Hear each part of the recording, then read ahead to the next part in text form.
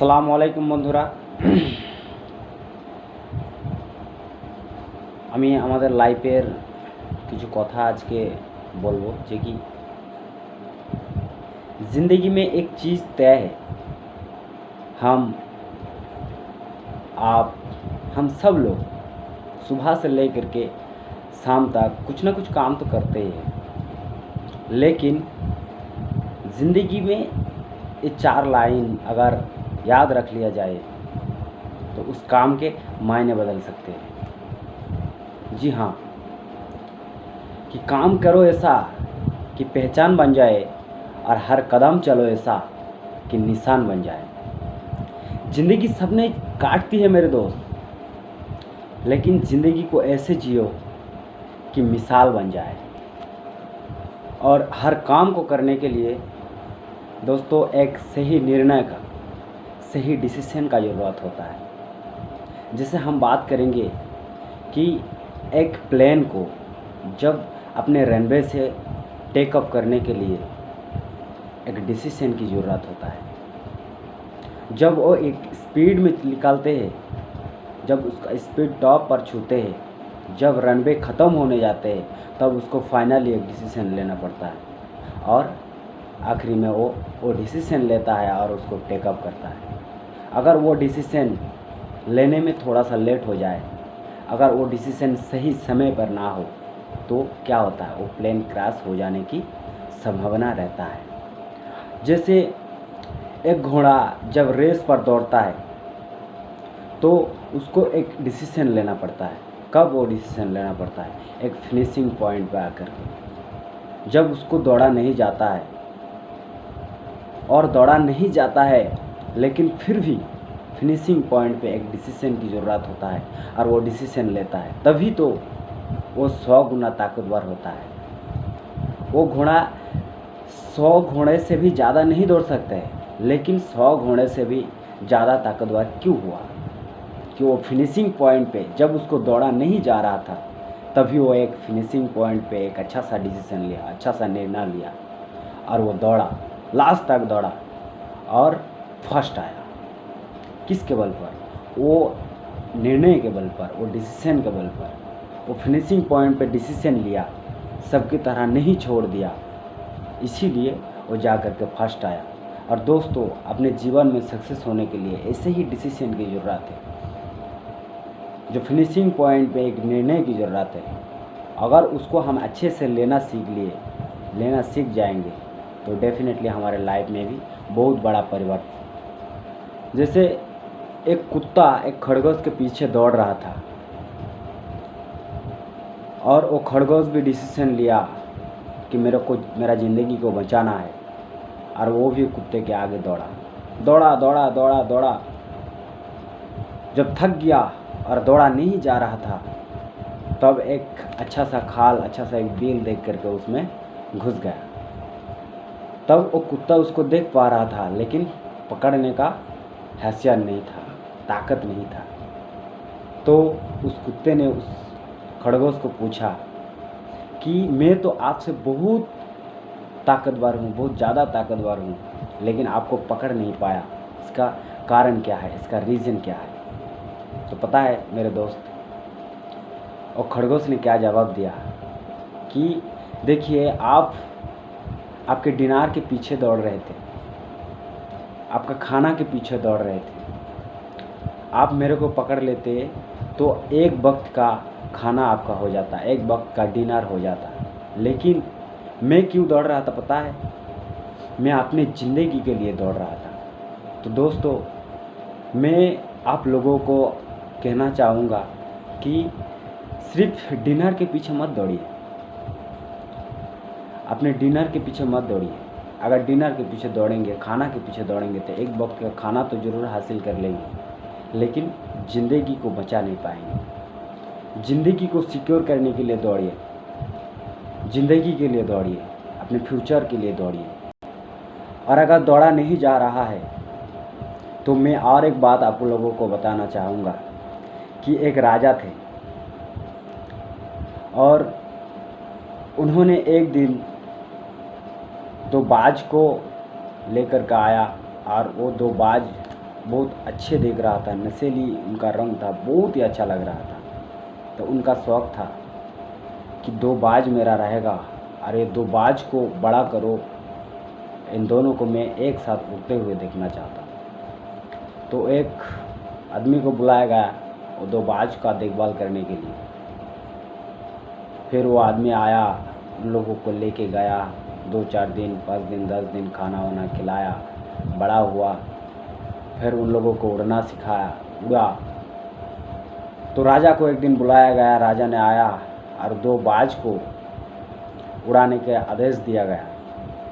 तो वो जो आदमी उसका देखभाल कर रहा था, उसने उड़ाने की कोशिश की, उड़ाया। तो थोड़ी ही देर में क्या हुआ कि एक बाज उड़ ही रहा था और एक बाज एक गज के एक पेड़ की डाल में जा कर के बैठ गया। तो राजा ने बड़ा अफसोस हुआ कि उसका जो सपना था कि दोनों बाज को एक साथ उड़ते हुए देखना चाहता था, लेकिन वो देख नहीं पाया। तो वो नाराज़ होकर के अपने हवेली पर लौट गए। फिर और एक दिन और एक लड़का को बुलाया कि उसको देखभाल करने की इजाज़त दिया जाए, उसको उड़ान भराने की सिखाने के लिए मौका दिया जाए। फिर उसने आया और देखा, अच्छी तरह से देखा कि ये बाज क्यों नहीं उड़ रहा है, एक बाज क्यों वो डाल पे जा कर के बैठ जा रहा है। तो फिर उन्होंने सोचा कि क्यों ना इस डाल को ही काट दिया जाए। फिर उन डाल को काट दिया।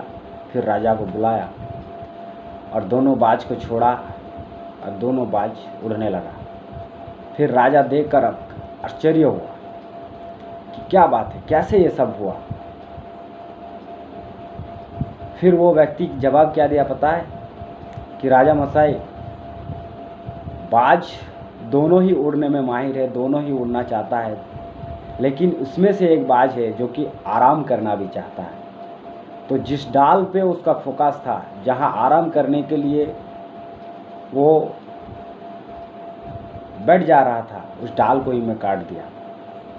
तो आराम करने का मौका ही नहीं है, बैठने का मौका ही नहीं है, उड़ना तो पड़ेगा ही। तो दोस्तों, अगर आपको उड़ा नहीं जा रहा है, दौड़ा नहीं जा रहा है, तो जिस वजह से दौड़ा नहीं जा रहा है, जिस वजह से आपका फोकस इधर उधर हो रहा है, उस वजह को काट दो, उस वजह को निकाल दो, तभी जा कर के ज़िंदगी में आप दौड़ पाओगे, ज़िंदगी के लिए दौड़ पाओगे। सिर्फ खाने के पीछे नहीं, अपनी ज़िंदगी के पीछे दौड़ पाओगे। और अगर हम ज़िंदगी के लिए नहीं दौड़े, अपने कंफर्ट जोन पर बैठे रहे, अपना कंफर्ट जोन को पसंद करें, अच्छा लगने लगे, हम कुछ ना करें, तो क्या होगा पता है। एक दिन एक राजा एक मंदिर बनाने का निर्णय लिया, डिसीजन लिया। तो उन्होंने सारे सेवकों को बुलाया, सारे सैनिकों को बुलाया और बोला कि एक मंदिर निर्माण करना चाहता हूँ, और निर्माण करने के लिए सारे चीज़ को तैयार करो और पत्थर वगैरह सब लेके आओ। तो राजा ने उस मंदिर को बनाया, बहुत ही अच्छे से बनाया। फिर राजा ने क्या बोला कि इस मंदिर का जो मूर्ति है वो भी मेरा आँखों के सामने बनाया जाए, यहीं पर ही बनाया जाए।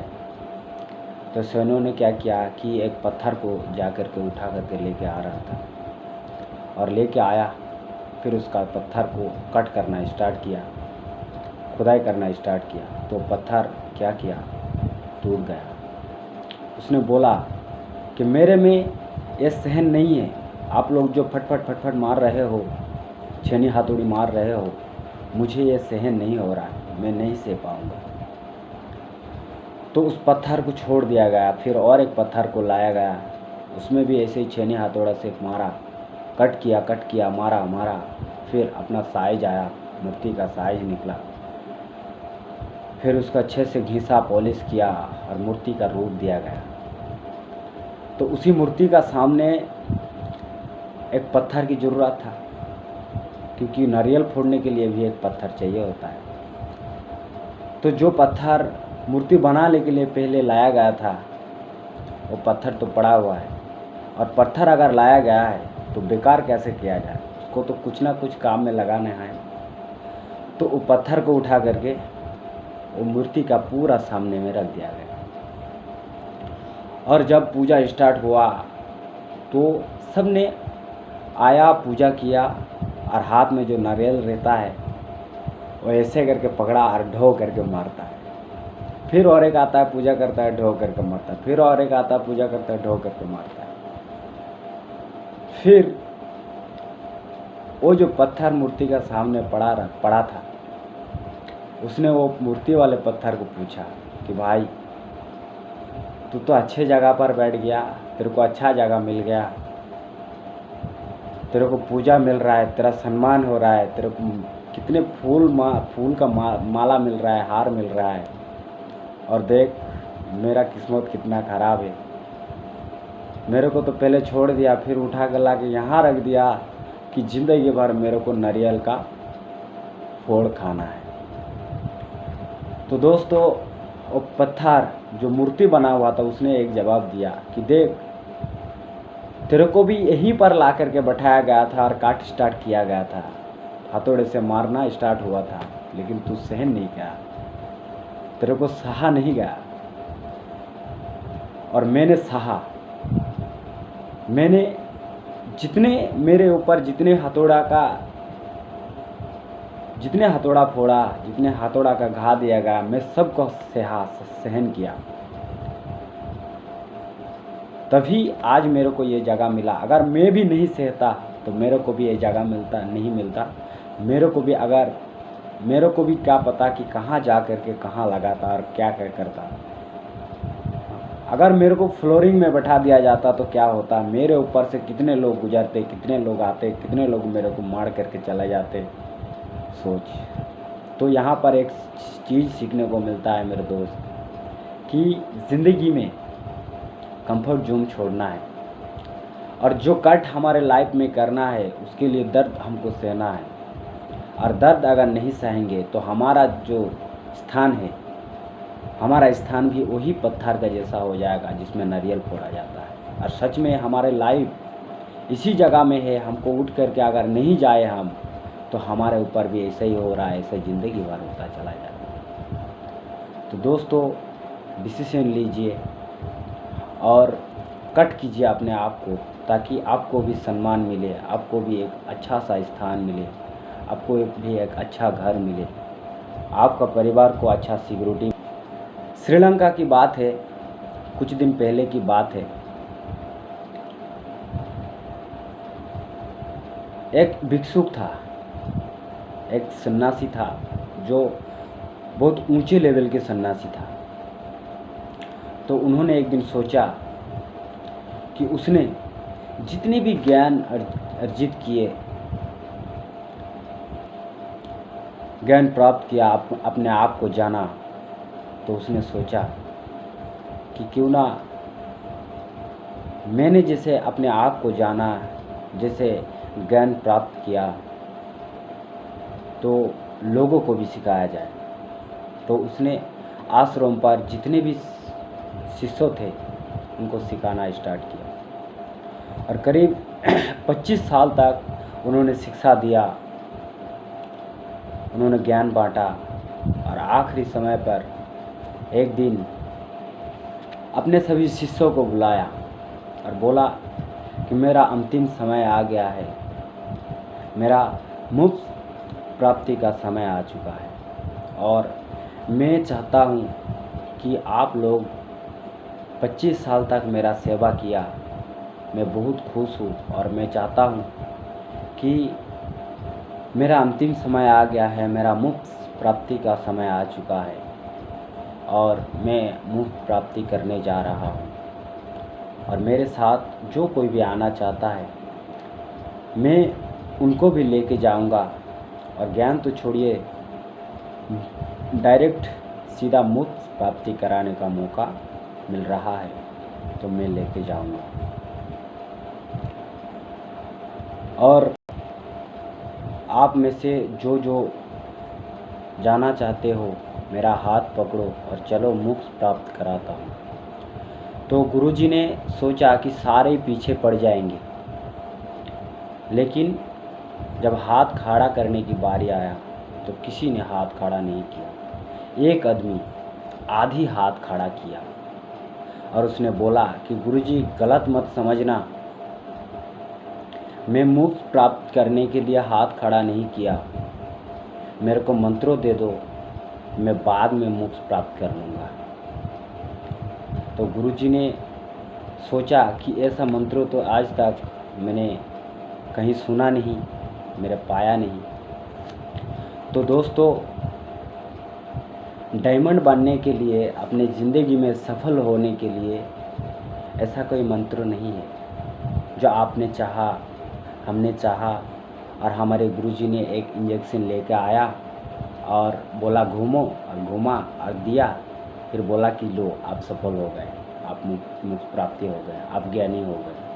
तो ऐसा कोई इंजेक्शन नहीं है, ऐसा कोई मंत्र नहीं है मेरे दोस्त। अगर आपको भी मोक्ष प्राप्त करना है, सफलता अर्जित करना है, तो आपको भी उतना ही करना है जो एक सफल आदमी करता है। आपको उसका हाथ पकड़कर चलना है जो मोक्ष प्राप्त करने जा रहा है। जहाँ दिख रहा है कि आपको वहाँ सफलता मिलेगा, अगर दिख रहा है वहाँ कतार लगा हुआ है, सब लोग जा रहा है, सफल हो रहा है, तो दोस्तों ज़िंदगी में उनका हाथ कभी मत छोड़िए, उनका हाथ पकड़ के रखिए। एक दिन ना एक दिन उनके साथ आप भी मोक्ष प्राप्ति का फ़ायदा लेंगे, सफल होने का फ़ायदा ले सकेंगे, डायमंड बनने का फ़ायदा ले सकेंगे। और अजीब है मेरे दोस्त, जिसको दिल की हर बात बताया करता था, मेरे को पता है, मेरा याद है, जिसको दिल की हर बात बताया करता था, आज उस तक अपने दिल की बात पहुंचाने के लिए स्टेटस लगाने की दरकार होता है, स्टेटस बनाने की ज़रूरत होता है। यस मेरे दोस्त, सच में उस तक पहुंचने के लिए स्टेटस सिर्फ नहीं, और स्टेटस को बनाने के लिए, आपको अच्छा दिखने के लिए सिर्फ पैसे की नहीं, एक अच्छा एक्सपीरियंस की ज़रूरत है, एक अच्छा लगाव की ज़रूरत है, एक परिश्रम की ज़रूरत है। आप अगर काम नहीं किए, मेहनत नहीं किए, तो आपको अच्छा स्टेटस नहीं मिल सकता। अच्छा घर, अच्छा गाड़ी, अच्छा प्लेस, अच्छा अगर चाहिए तो आपको अच्छे से रहना है, अच्छा बनना है। और दोस्तों, जीवन में सफल होने के लिए और एक चीज़ बहुत इम्पोर्टेंट है, जो कि डिसिप्लिन। दोस्तों, डिसिप्लिन मेंटेन रखना अपने सफलता के लिए बहुत बड़ा रोल निभाता है।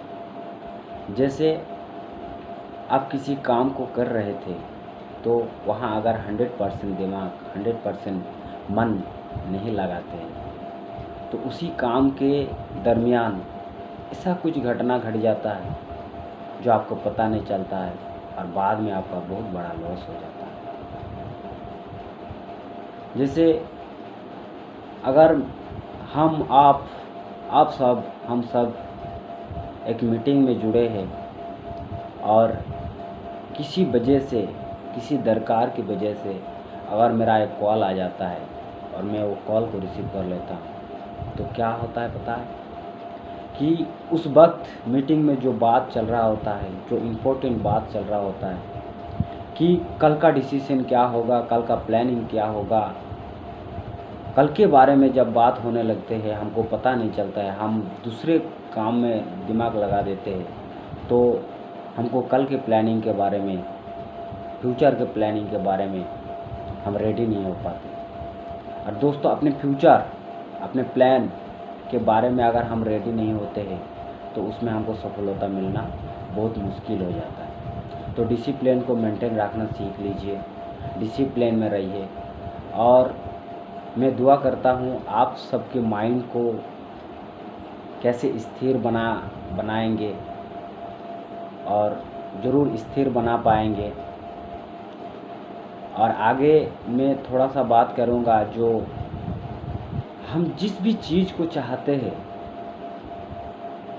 उसको हल्के से मत ले, उसको सिद्धार्थ से चाहे, पूरे अपने दिल से चाहे, क्योंकि जो सिद्धार्थ से चाहता है, जो सिद्धार्थ से मांगता है, पूरा कायनात उसको वो चीज़ मिलाने की साजिश में लग जाता है। पूरा कायनात, पूरा प्रकृति उसका काम में लग जाता है कि उसको वो चीज़ मिला दे। तो सिद्धार्थ से चाहे, अपना पूरे दिल से चाहे और अपना लगान से काम कीजिए और पूरा दिलो दिमाग में ये फिट कर लीजिए कि जीवन में सफल तो होना ही है। एक कहावत है, एक बाज का घोंसला था एक बहुत बड़ा टिल्ली में। तो बाज एक दिन शिकार पे गया और 2-3 अंडे छोड़ करके गया। तो वो अंडा थोड़ा सा हलचल मचाया। हलचल मचाने के बाद एक बाज उसमें से निकला। तो थोड़ा सा ज़्यादा हलचल मचाया तो क्या हुआ, एक अंडा वो घोंसले से गिर गया। जैसे गिरा तो उसी के नीचे में एक मुर्गी का घोंसला था, जहाँ पे बहुत सारा अंडे को बिठा के रखा गया था। और मुर्गी जो था वो डेली जा कर के उस अंडे को गर्म करता और उसको वो प्रोसेस में लगे रहता कि कैसे बच्चे निकले। तो बाज का अंडा भी वहीं पर पड़ गया, उसी घोंसले में गिर गया। मुर्गी को पता नहीं, मुर्गी जा कर के उसको गर्म करने लग जाते हैं।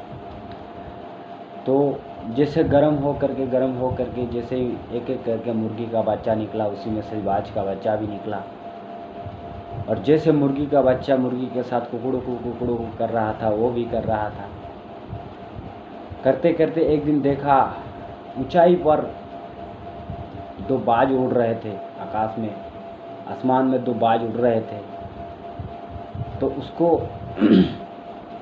एक थॉट आया और उसका माँ को पूछा कि माँ हम उड़ नहीं सकते, वो लोग उड़ रहे हैं, हम नहीं उड़ सकते। तो मुर्गी ने क्या बोला कि चुप हो जा, हम तो मुर्गी है, हम तो कुकड़ू करने के लिए दुनिया में आए हैं, हमारा तो काम यही है।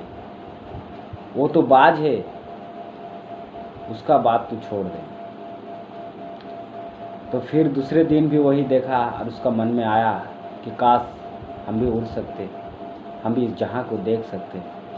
फिर उसका माँ को पूछा कि माँ शायद हम ट्राई करें तो हम भी उड़ सकते। लेकिन मुर्गी ने फिर से वही जवाब दिया कि चुप हो जा और एक लफ्ज़ मत निकालना, वो बाज है, उनका तरफ बनने की कोशिश मत करना। हम मुर्गी है, हम बने ही कुकड़ों को करने के लिए, तो हमारा काम है कुकड़ों को करना, तो हमको कुकड़ों को ही करना है।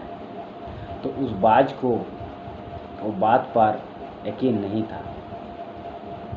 उन्होंने क्या किया कि जब शाम हुआ तो वो चलते चलते एक ऊंचाई टिल्ली में जा कर के पहुँचा और वहाँ से उड़ान लगाया। और जैसे ही उड़ान लगाया उड़ने लग गया। उड़ते बहुत ऊंचाई पर पहुँचा और देख रहा था और भी 2 बाज उड़ रहे थे। उनके पास पहुँच गया और उनको पूछा कि ब्रदर, आज बहुत अच्छा महसूस कर रहा हूँ, आप लोग तो डेली उड़ते हो, डेली मज़ा महसूस करते हो। तो उन्होंने जवाब दिया कि अरे तू भी तो मेरा ही भाई, हम लोगों का ही भाई है, हम लोगों का जैसा ही है, तू भी उड़ सकता है, तू क्यों नहीं उड़ रहा था, तू क्यों नीचे कुकड़ों को कर रहा था।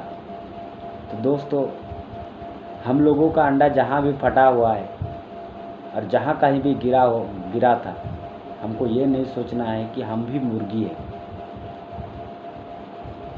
हम भी बाज है, हम भी उड़ सकते हैं। उड़ने का लगन चाहिए और एक डिसीजन चाहिए। जो डिसीजन के बारे में आप लोगों को बोल रहा था, वो डिसीजन लीजिए और उड़ने का कसम खाइए और उड़ने का प्रयास कीजिए, डेफिनेटली उड़ पाएंगे। हम भी वो बाज में से कुछ कम नहीं है। जो बाज अभी उड़ रहे हैं आसमान में, हम भी उड़ सकते हैं।